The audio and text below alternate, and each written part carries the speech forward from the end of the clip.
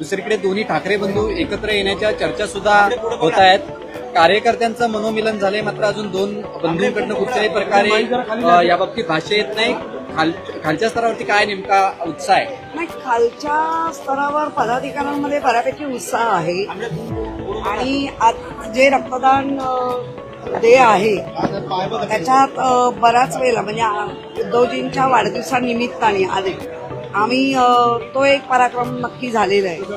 आणि आता ही लोक पण जो प्रयत्न करतात अख्ख्या महाराष्ट्रामधला आजच्या दिवसाला, तो मला वाटतं गिनीज बुकामध्ये जाण्यासारखा मनसेचा पण एक पराक्रम त्याच्यात होईल.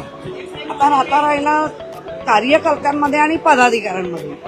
तर आत्ताच आपण पाहिलं की आमच्या पदाधिकाऱ्यांमध्ये कुठलाही मनभेद नाहीये. ठीक आहे, त्या पिरियडला तो जो राजकीय एक शब्द किंवा वाक्य किंवा विचार मांडायचे असतात, पण मनाने आम्ही 90% 95% बाजूला नाही. राजसाहेबांनी जेव्हा प्रस्ताव मांडला की त्या यांच्या मीटिंगमध्ये, तेव्हा खऱ्या अर्थाने दोन्हीकडनं पटापट प्रतिक्रिया यायला लागल्या. उद्धवजींनी पण त्याच दिवशी असलेल्या सभेमध्ये सांगितलं की महाराष्ट्राच्या हितासाठी आणि मुंबईचं, कारण आता आपण बघतोय राजकारणाचा प्रचंड चिखल झालाय, म्हणजे काय निष्ठा ही काय राहिलीच नाहीये. त्यामुळे हे तर दोन भाऊ नात्याने एक आहेत, त्याच्यामुळे ध्येय धोरणं सेम आहेत.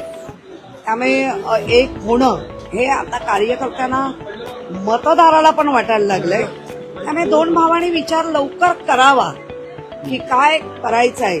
तू मी तर ट्रेन सुटून जाईल. प्रस्तावाच्या बाबतीत मध्यंतरी संदीप देशपांडेंनी स्पष्टपणे म्हटलं होतं की 2 वेळा आमचं तोंड फोडलेलं आहे, प्रस्ताव जो असेल तो आता तुमच्याकडनं आला पाहिजे. कसं असतं संदीप पण आम्ही एकमेकांनी काम केलं एकमेकांबरोबर. काही गोष्टींनी सगळ्याच म्हणजे आमची तर तोंड काय पाठ पण पोळली आहे. त्यामुळे आम्हालाही काही गोष्टीला विचार करावा लागतोय, कारण ज्या पद्धतीने फ्रीडम दिल्यानंतर पक्षात प्रचंड संपत्ती झाल्यानंतर काय होतं ती पाठ आणि तोंड आमचीही पोळली आहे. त्यामुळे आम्ही त्या सगळ्या गोष्टीचा सारासार विचार करतोय. पण कार्यकर्त्यांच्या उत्साहाला किंवा पदाधिकाऱ्यांच्या उत्साहाला आमच्यासारख्यांचं पण समर्थन आहे. काही प्रचंड आशावादी दिसतंय, एकदम चित्र आशावादी आहे. तुमचं काय आता? मुळात असं आहे की त्या दिवशी जी सन्माननीय राजसाहेबांची मुलाखत होती ती एकंदर पूर्ण महाराष्ट्राच्या प्रश्नाबद्दल होती आणि महाराष्ट्राच्या विषयावर मराठी माणसांनी एकत्र यावं या संदर्भातली होती. त्याच्यामधनं कुठलाही राजकीय अर्थ काढण्यासारखा नाहीये. हा कोणी काय राजकीय अर्थ काढावा ज्याचा त्याचा वैयक्तिक प्रश्न आहे. आमच्याकडनं तरी तो राजकीय प्रस्ताव नव्हता साहेबांच्या मुलाखतीतला. ठीक आहे, त्याच्यानंतर मीडियाने काय म्हटलं, एक वातावरण तयार झालं.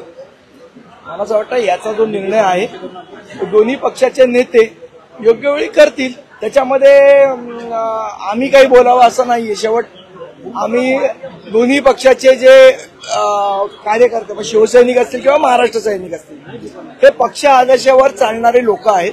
तो आमच्याकडनं राजसाहेब आदेश देतील, त्यांच्याकडनं जो उद्धवसाहेब आदेश देतील तो ते पाळतील, आमच्याकडनं आदेश आम्ही पाळू.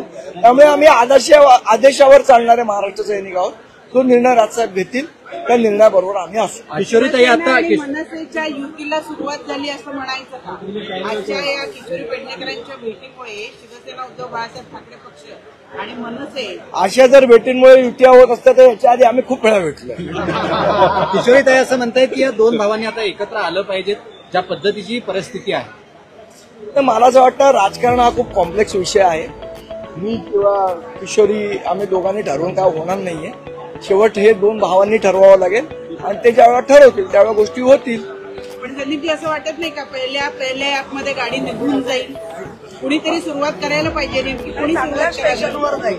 नाही, मला असं वाटतं की मी याच्या आधी आमच्या पक्षाची भूमिका स्पष्ट केलेली आहे आणि आता जे आहे ते दोन भावांनी डिसाईड करायचं आणि तेच करतील. बाकी आम्ही रक्तदान शिबिराला एकत्र किती आलो तरी शेवट वर्ण ते डिसाईड व्हावं लागतं, ते खालच्या खाली डिसाईड नाही.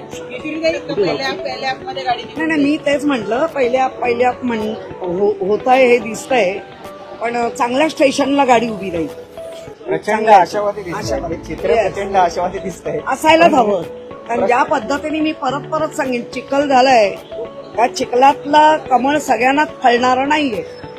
परंतु काही एकीकडे या चर्चा चालू असताना मनसेचे नेते हे शिवसेना जे शिंदेची शिवसेना आहे त्यांना पण भेटतायत, भाजप बरोबर भेटीगाठी होत आहेत. त्याच्यावरून तुमच्या पक्षातले काही नेते म्हणतायत की भाजप हा वाईट पक्ष आहे आणि ते नेहमी मिठाचा कडाटा. नाही, आमचेच पक्ष म्हणतात अशातला भाग नाहीये.